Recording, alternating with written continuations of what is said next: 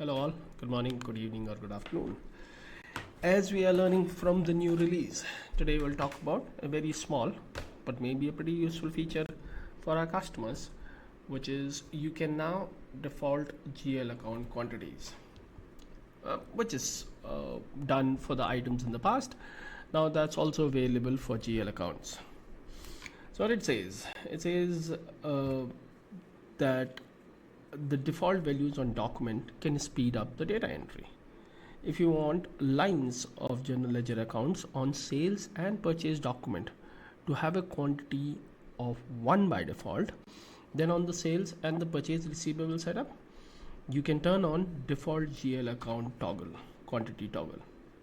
Once you enable that toggle, it'll automatically, whenever you add a GL account in your sales and purchase document, it'll automatically set the quantity to 1, which is, as I was saying earlier, was done for the quantities in the past. So let's quickly have a look into it. So when you go into your sales and receivable setup, which is here, earlier there used to be one toggle for default item quantities, which was there earlier, and now there is an additional toggle for default GL account quantity. And the tooltip very clearly specifies that the quantity is set to 1 on line of type GL account. So let's enable this, and let's also quickly check the setup on purchase and payable. Okay, so once you open purchase and payable setup, you also will find that toggle here in show more, which is default GL account quantity. What happens when you enable this, like we have enabled on the sales? When you go into the sales order, either pick the existing one or create a new one based on your business requirement at that point. And when you try to add a GL account, and when you choose a GL account here, you'll notice that the quantity will automatically be set to 1. So based on your business need, you can either enable it on GL account or item or on both. Now from a design perspective, if you guys would like to have a look, let's get into the code here and try to understand that.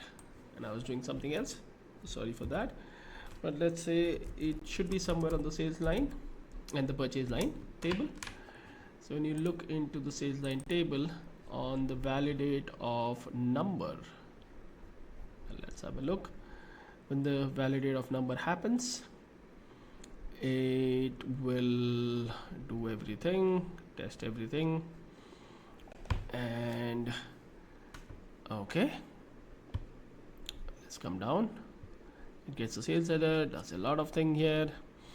But then when it comes to copy from GL account, this is where your details from GL account kind of gets copied here. You will notice that there is a new function added here, set default GL account quantity. And if it is enabled on the sales setup, then it validates the quantity to 1. Now, can you change it in a way that it's not 1? Let's say it's 5.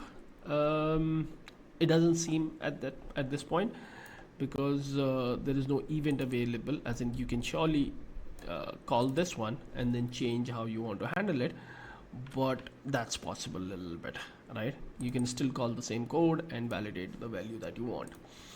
So remember, if your customer business have a need to default the item or the GL account quantity to 1 on the sales and purchase document, you can just head up to their sales and receivable setup or purchase and payable setup and change that, toggle that boolean so that it's available. Now let me know, what do you think about this feature? If you think this video was helpful, it was pretty short, but hit the like button. If you think this is something that your customers and your fellow developers or consultants should know about, share this video on social media. And if you haven't, please do subscribe to the channel. There's a lot of content that's coming up, so stay connected and stay informed as you get connected to this channel. Thank you. Have a nice day. Till then, keep learning and keep sharing whatever you are learning.